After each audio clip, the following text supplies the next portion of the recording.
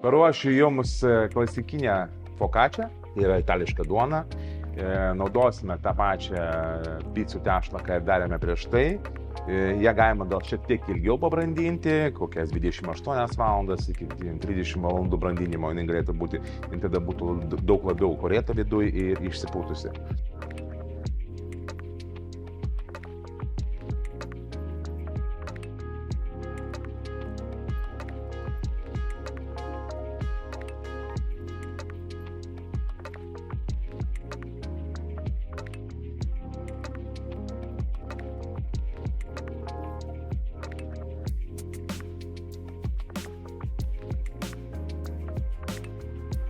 Štai, viską įspaudžias, užbarsime jūros druskos. Fokačią kepsime orkaitėj, geriausia kombinuotas kepimas, tai yra kepimas su garais.